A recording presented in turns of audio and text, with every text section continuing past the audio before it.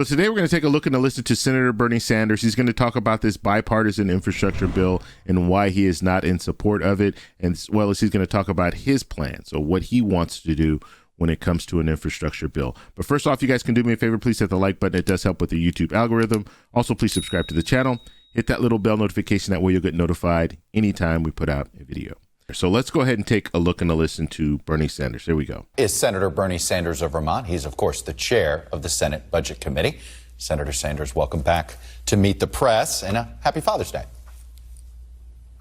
Thank you very much. Happy Father's Day to you. Appreciate that. Look, you said on Monday that you weren't going to support this bipartisan infrastructure deal as it stands right now. What would it take for you to support this deal, particularly if President Biden starts to sign off on it? What would it take, even if you don't love it? Well, Chuck, look, what we have got to do in these budgets is address the crises facing the American people. It is true that our roads and our bridges and our water systems and our wastewater plants are crumbling, and we need to invest in them. As I understand it, the so-called bipartisan plan really only provides about 25% of the money that the president asked for, about $580 billion. But the point goes beyond that. The working people of this country understand, Chuck, that for decades we have ignored their needs while the very richest people in this country have become richer. So we have a situation right now where people throughout this country cannot afford childcare. Elderly people cannot afford hearing aids or dental care. We have a disaster in terms of climate impacting this country right now. How do you go forward right now in this moment in history and not address the terrible climate crisis that we face and transform our energy system? How do you not deal with housing when 18 million families are spending 50% or more of their limited incomes on housing? And the list goes on and on. Rich get richer. Working people are struggling. It is time we paid attention to the needs of working people. And when we do that, when we deal with climate, when we deal with infrastructure, when we deal with home health care, when we deal with child care, we can create millions of good paying jobs. That is what the American people want. That's what we've got to do. Are you comfortable with a two-step process where you noted this is the 25% of what President Biden asked for? Is it worth it in your mind to take what you can get in a bipartisan way, especially if that's the way you can get Joe Manchin and Kyrsten Sinema to get on board a Democrats-only bill that may tackle the care economy as you just outlined? Okay, so this is a good question. So should Bernie Sanders and should the Democrats just agree on this first infrastructure bill? Because we already know it's going to be roads, bridges, and broadband. And we know Republicans at this point don't want to do any type of human infrastructure in this first infrastructure bill.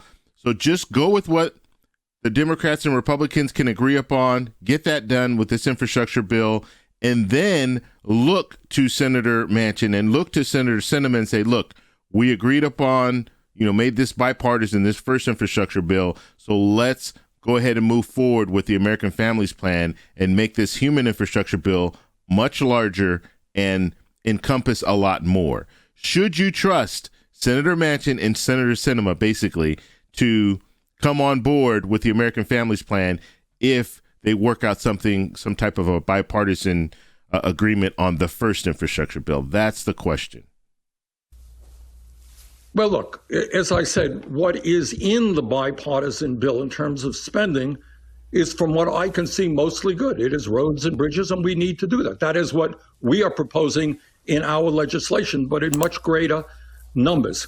One of the concerns that I do have about the bipartisan bill is how they are going to pay for their proposals. And they're not clear yet. I don't know that they even know yet, but some of the speculation is raising a gas tax, which I don't support, a fee on electric vehicles, privatization of infrastructure. Those are proposals that I would not support. So I want to touch on this issue that Senator Sanders is talking about. And we've been talking about this for a while, these user fees. And at this point, you have all these bipartisan groups coming together. They can't figure out how to pay for this. all of them are talking about user fees. We don't know if it's going to be increasing a gas tax. We don't know if it's going to be mileage tax. We don't know exactly what they want to do. But what we do know is if it's a user fee, if it's a gas tax increase, if it's a mileage tax, that is going to affect a large group of Americans as well as businesses. Small businesses are really going to suffer from this because small businesses utilize a lot of transportation. So they're going to be really, really forced into a situation where they're now going to have to pay more, which means that they're going to have to pass that off to their consumers. So this is not something to just look at lightly and say, oh, this is not really that big of a deal. Let's just get this infrastructure bill through. It doesn't matter how it gets paid for. No, we need to focus on how they're planning to pay for this. And if they're talking about user fees, that's going to affect everyone. And obviously, we're in a situation right now, just coming off a pandemic, where people are struggling. And you're going to make them struggle even more because you're going to start raising these user fees and things like that. Do you get at the end of the day, do you think this ends up passing as by raising the deficit? Is that something you're comfortable with? And then Democrats have to go it alone and possibly raise taxes on their own? Is that where this is headed? Well, when you talk about taxes, let us also be clear. And I think the average American, whether you're Democrat, Republican, or independent, understands there's something absurd that at a time of massive income wealth inequality, when the very rich are becoming much richer, when two people own more wealth than the bottom 40% of America, that you have billionaires out there who pay zero, not a penny, in federal income tax. Large profitable corporations pay nothing in federal income tax. So what the president has said, he doesn't want to raise taxes on people making $400,000 or less. I agree with that. But you know what?